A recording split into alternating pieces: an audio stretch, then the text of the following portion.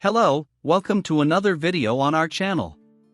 Here we translate testimonies of people who went through near-death experiences. Today we are going to know the story of Joana. She tells that she talked with an angel. He delivered 2 teachings and made a revelation about the future. If you are not yet subscribed to the channel, subscribe now. Activate the notification bell to be notified of each new video. Now let's listen to Joana's testimony. Hello, I need to start by thanking you for this precious space. I really believe in the strength of unity. And I already noticed that a community of people seeking knowledge about life after death is being created. This is very healthy and important. My story took place in the year 1990. And I believe that this story can encourage other women to do like me and break the cycle of abuse and aggression. I need to tell a little of my story so that you understand how I got to the point of almost dying. When I was 16, I met my ex-husband. He was 23 years old and very kind and seductive.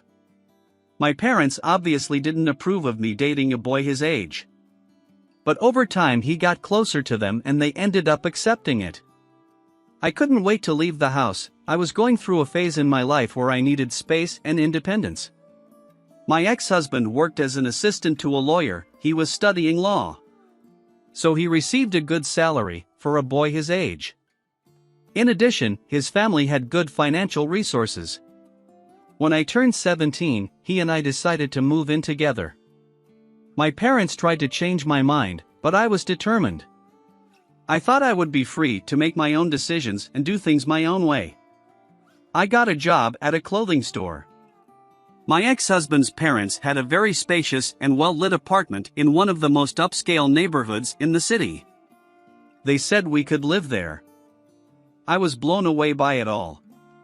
It felt like I was living a dream. I loved choosing the furniture and decoration for the apartment. My parents helped with what they could, but his parents were the ones who gave the most support, as they had more money. The days passed and that initial spell was broken. One day I had arrived a little later, as the store was working an extra hour. It was the end of the year and people were spending more. What happened is that when my ex-husband arrived, I still hadn't made dinner. He was furious. I had never been so humiliated until that day. I heard very harsh words. This was the first in a series of verbal assaults, until the physical assaults began. At first I felt guilty. But after picking it up the first time I started to think something was wrong. But he always expressed regrets and showered me with gifts and affection. He promised it wouldn't happen again and I believed it. I didn't want to tell my parents anything, out of pride and shame. They warned me that I was being rash, so I didn't want to look like a failure. One day he passed by the front of the store where I worked. A few months ago he was already having strong fits of jealousy, always for no reason. I never did anything to justify distrust of him. When he passed by the front of the store, I was serving a young man, just as I served all the customers. But he thought I was being too nice. He didn't like to see me smiling at the customer. He entered the store and made a fuss. I felt very ashamed. My boss said I could go home and sort out my personal problems. When we got home he beat me up. I had never seen him so angry. He hit me until I blacked out. When I blacked out, I soon appeared somewhere high up. The sky was beautifully blue and I could see the small town far below. I felt myself drawn upwards. I began to travel at high speed towards the most beautiful blue I had ever seen. Until I got to a place where there seemed to be a limit. It was like the beginning of a place that was in another dimension. It was a place that hung in the air, but there was green grass, trees, flowers, and there was a different light. It was a place that emitted its own light. I crossed the line and walked over that beautiful meadow full of colorful flowers. Then I started to see a light approaching. When it got really close I realized it was a being. It was human in shape, but it was very large and made entirely of pure, shining light. When he came very close I could feel his light enveloping my spirit. That light filled me with unconditional love.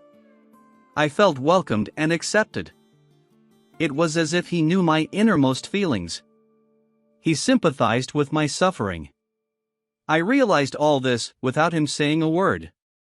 But he also told me some things. Among them, he gave me 2 valuable lessons. He said that no attitude justifies physical or verbal aggression, and that every healthy relationship is based on mutual respect. He also said that if I know myself deeply and love myself deeply, as my parents love me, I will be able to clearly identify the limit between love and the feeling of ownership.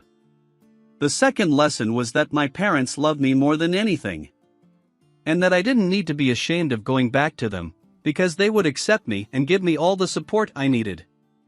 He even said that the love my parents had for me was a manifestation of God's love. Those words filled me with comfort. Although I regretted not listening to my parents, I felt confident that I would be understood by them. After that angel made me a revelation about my future. He said that I would overcome this whole situation and that I would still help many women who suffer similar things to what I was suffering. After making this revelation, he said it was time to go back. He said I would be fine, I just needed to take it easy and make the right decisions. I was back in a snap of my fingers. I opened my eyes and I was in an ambulance. A neighbor had heard the noise of the fight and called the police and an ambulance. He saved my life.